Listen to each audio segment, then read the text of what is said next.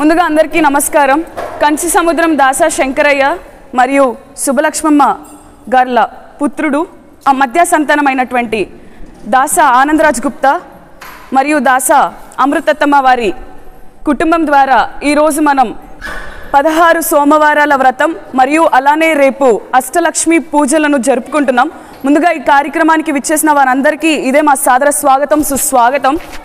ఇన్ని రోజులు ఇలాంటి పూజలు ఎక్కడ నా ధర్మశాలలో, ఛత్రాలలో, గుడుల్లో చేస్తుంటే చూడటమే జరిగింది.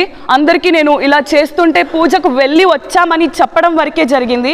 కానీ ఈనాడు రికార్డులను తిరగరాయడానికి మన మామగారు నేను పూజ చేయడమే కాదు, మీరందరూ కూడా నాతో పాటు సకల కుటుంబం సమేతంగా ఈ పూజను ఆచరించండి, 2 తరాలు కూర్చొని చేసేట్టుగా ఈ పూజని నిర్వహిస్తున్నారు. ముందుగా మనం ఆనందరాజ్ గుప్తా గారికి ఒక్కసారి గట్టిగా చెప్పట్లు. వారి కుటుంబ సభ్యులందరికీ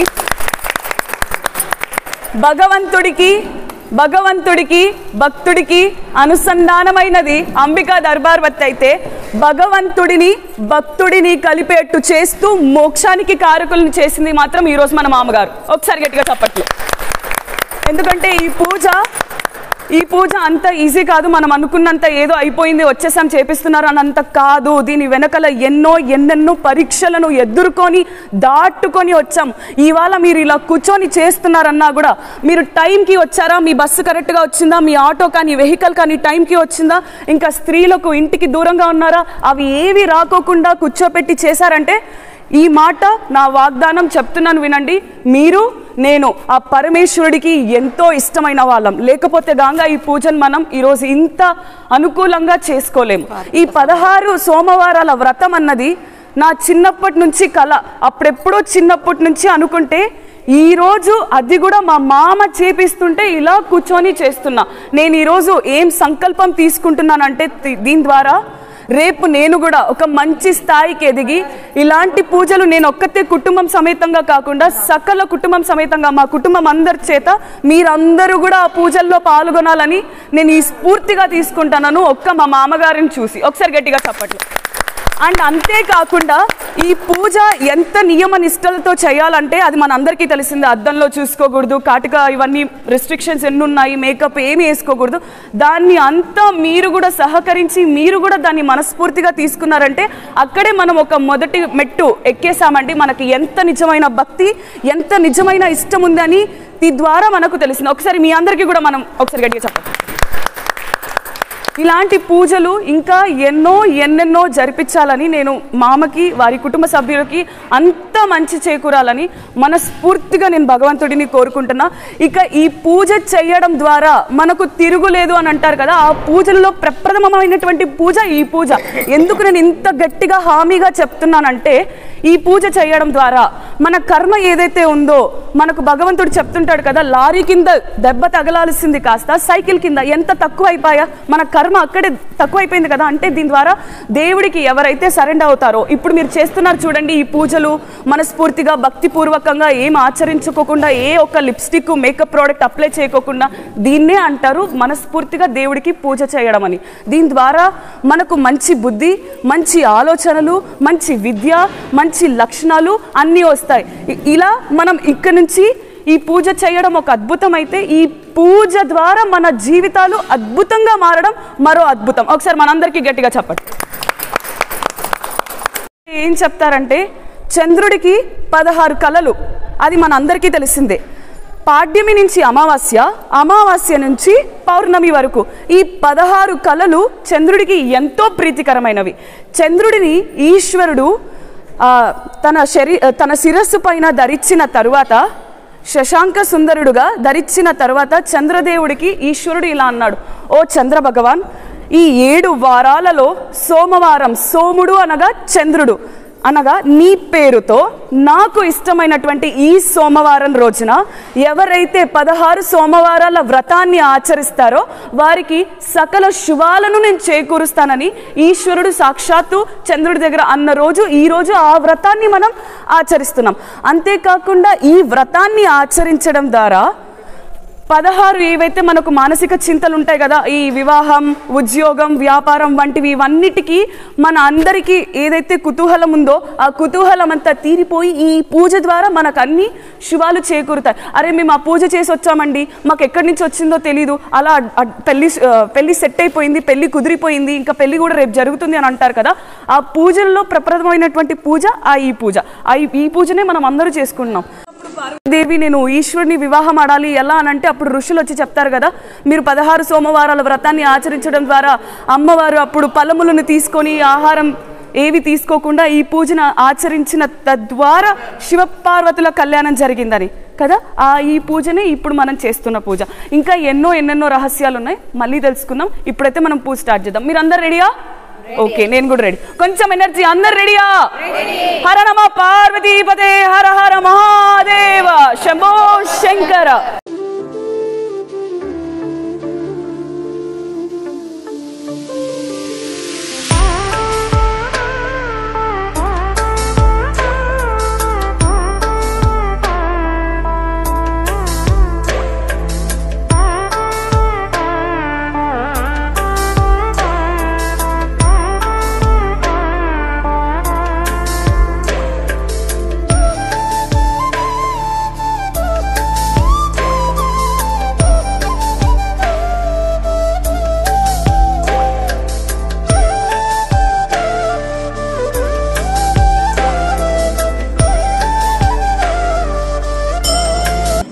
द्रवन्ते राजा वरुडा द्रवन्ते वा बृहस्पतिः द्रवेण तस्मै श्रीगुरुवे नमः।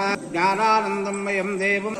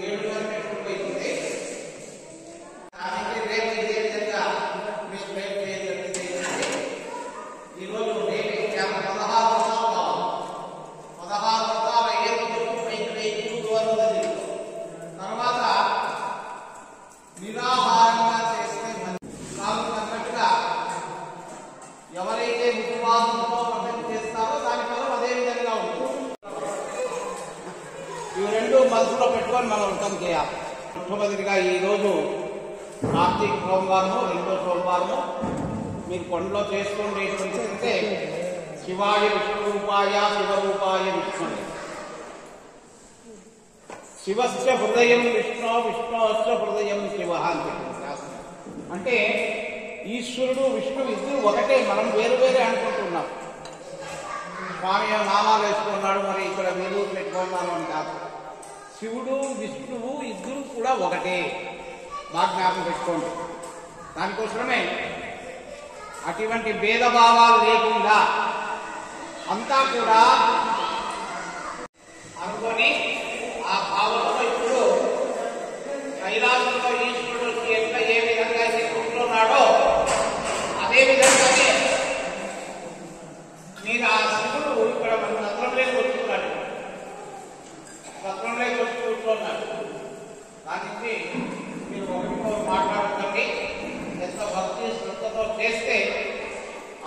మీకు ఉంటుంది. మొట్టమొదటి వ్రతంలో ఇక్కడ రుద్రాభిషేకం జరుగుతుంది. అంటే 16 వ్రతాలు కూడా జరగదు. మొట్టమొదటి వ్రతంలో రుద్రాభిషేకం జరుగుతుంది. మీకు చెప్తాను. ఆ నిగం పెట్టుకున్నా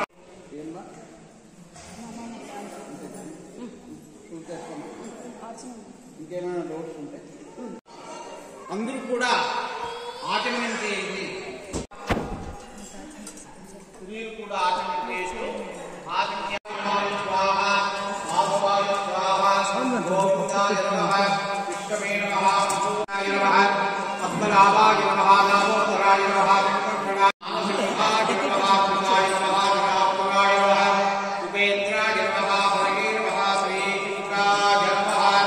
మగవాళ్ళు ప్రాణాయామం చేయండి.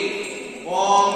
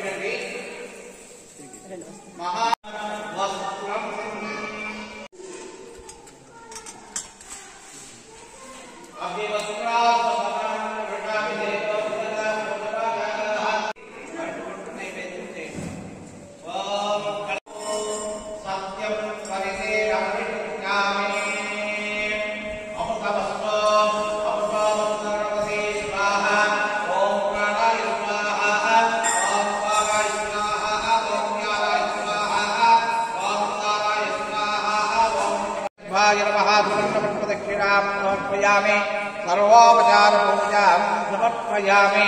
అథ నీరాజనం గణపతికి మంగళహారతి చేయండి. ఆనమయాంతరే పరిమళపత్ర పుష్పాన్ని సమర్పయామి. రక్షాం ధారయామి. గణపతి మంగళహారతి చేసేటువంటిది నమస్కారం చేసుకోండి. మహాగణపతి పాదం హస్తే విభ్రాజం మూషికధ్వజం రక్తం లంబోదరం శోభగండికం రక్తవాదికం రక్తగంధాత్మనుక్తాత్మం రక్తపుష్పైర్భూషితం భక్తానుకంపితం తే యోగి యోగినాం నమః.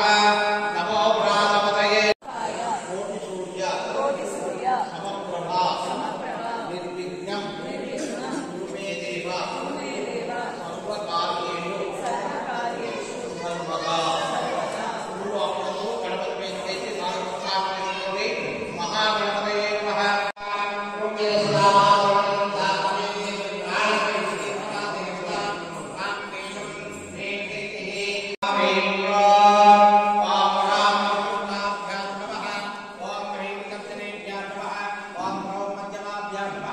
ఓం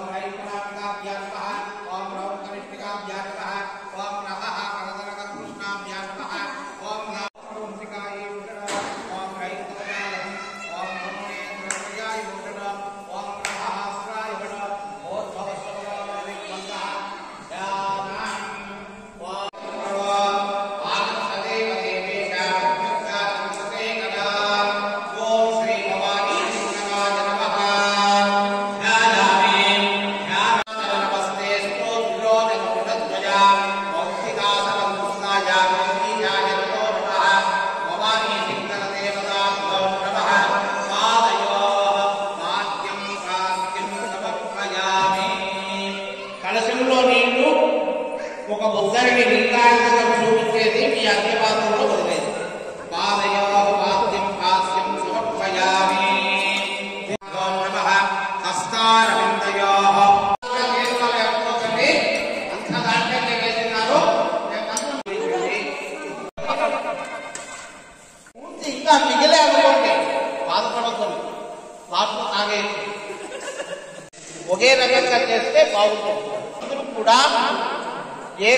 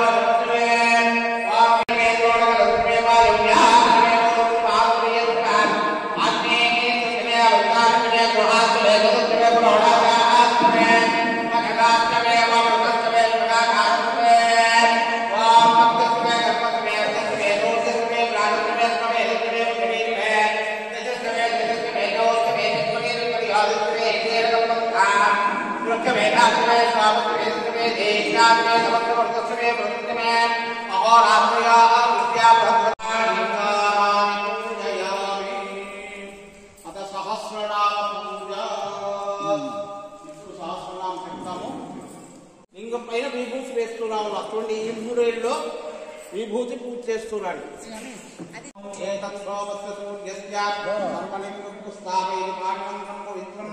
ఓం శివాయ నమః.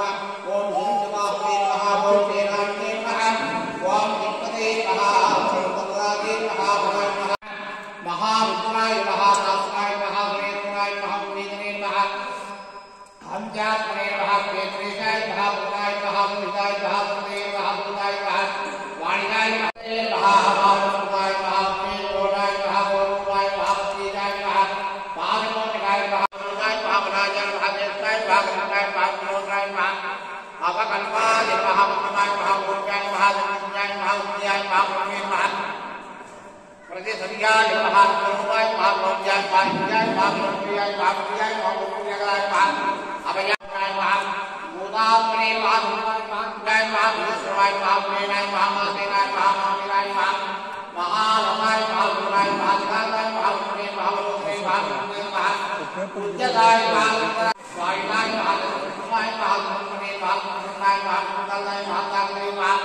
ఉజ్జాయ నమః. ఉజ్జాయ నమః. కుమావే నమః. కాట్యాయ నమః. నిత్యాయ నమః. శివాయ నమః.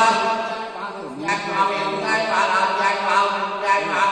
గుణే నమః. అగ్నేయాయ నమః. హరియాయ నమః. గుణే నమః. దేవాయ నమః. వాయ నమః. గుణే నమః. యోగాయ నమః. ఉజ్జాయ నమః. శంకరాయ నమః. దేవ్యాయ నమః. ఉజ్జాయ నమః. ప్రసాదాయ నమః. ఉజ్జాయ నమః. ఉజ్జాయ నమః. ఉజ్జాయ నమః.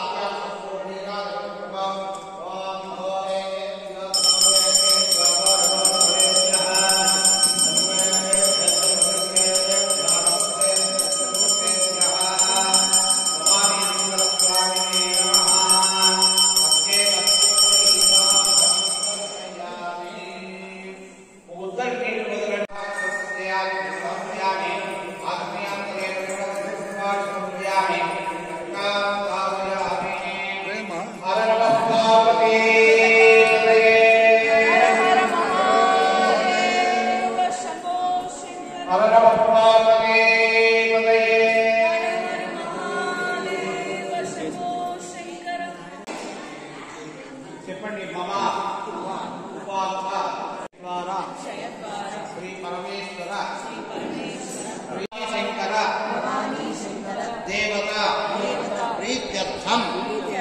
ద్వితీయ వ్రతం కరిష్యే. పూలు అక్షములు ఇంకపై వేసి నమస్కారం చేసుకోండి.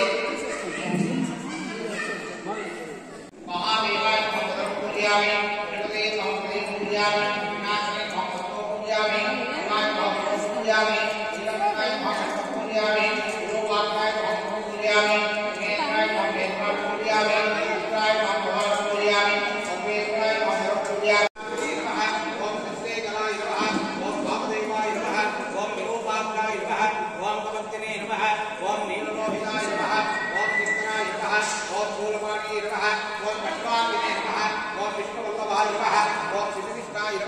ओम अंबिकानाथाय नमः, ओम श्रीकंठाय नमः, ओम भक्तवत्सलाय नमः, ओम शंकराय नमः, ओम शंकराय नमः, ओम गिरिप्रियाय नमः, ओम पुष्पपादवे नमः, ओम पुराणाय नमः, ओम भगवते नमः, ओम नमस्काराय नमः, ओम पुष्पप्रियाय नमः, ओम पुष्पतलवे नमः, ओम जगद्व्यापिने नमः, ओम जगत्पुरवे नमः, ओम जगदेकाय नमः, ओम महादेवाय नमः, ओम नामप्रभुवाय नमः.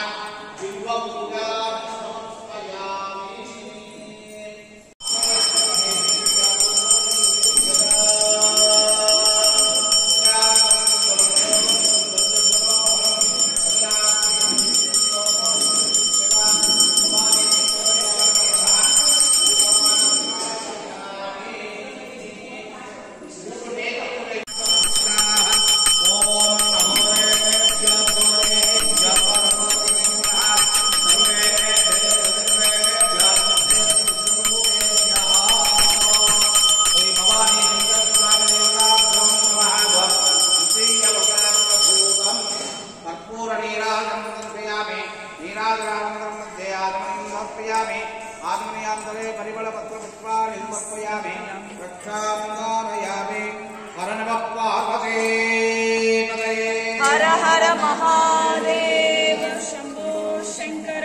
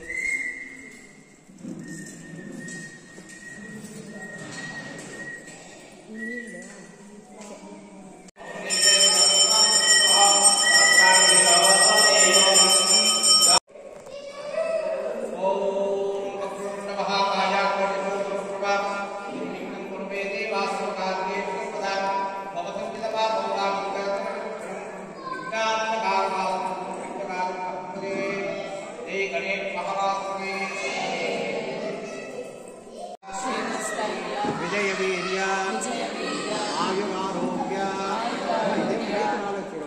ధర్మీత్యర్థం నవమ వ్రతాఖ్యం కర్మ కరిష్యే పూలు అక్షంతులు లింగంపై